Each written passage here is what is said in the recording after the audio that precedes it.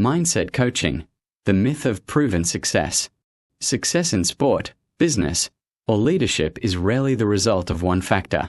It is built on talent, hard work, infrastructure, resources, strategy, and sometimes sheer luck. Yet a growing industry of mindset coaches would have us believe that they hold the secret ingredient that turns good performers into champions. Their pitch is simple: without our mindset methods, you'll never unlock your full potential. Their proof? They point to individuals or teams they've worked with and claim responsibility for their victories.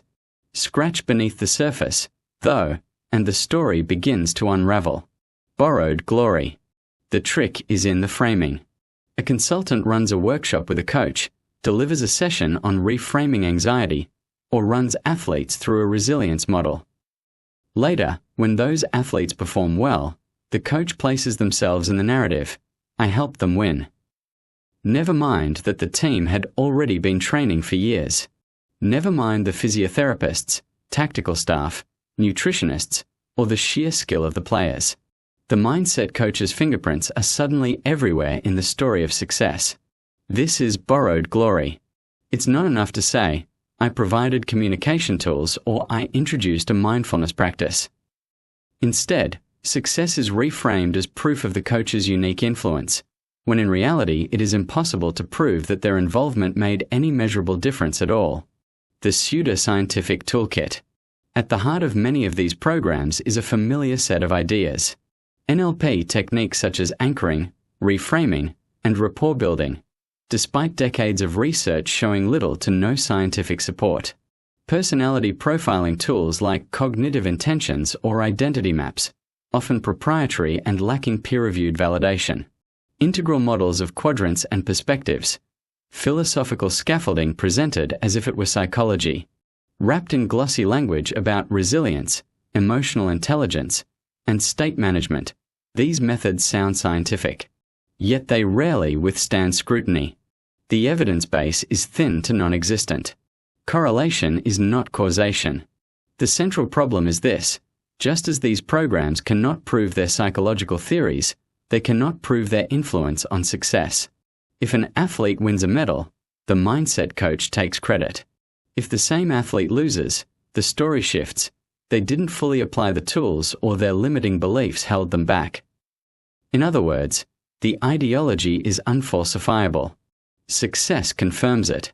Failure excuses it.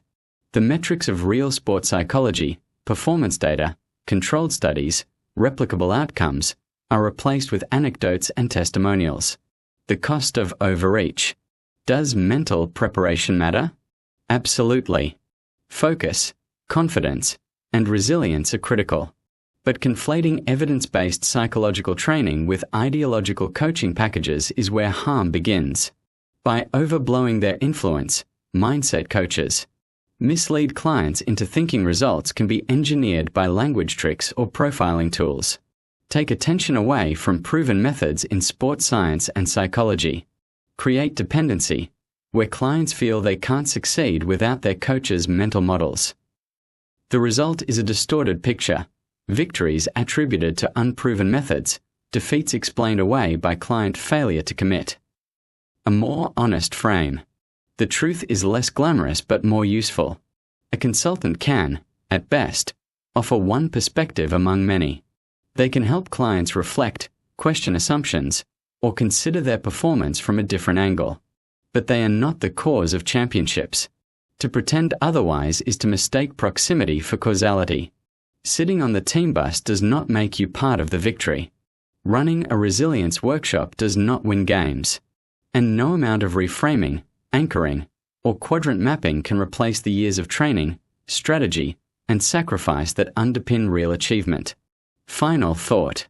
Mindset coaching, as it is often sold, is an industry of overreach.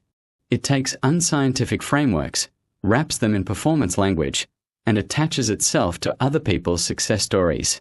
The danger isn't just that it exaggerates its role, it's that it risks convincing people that ideology is science and that correlation equals causation. The next time someone claims their methods created champions, ask a simple question: where's the proof?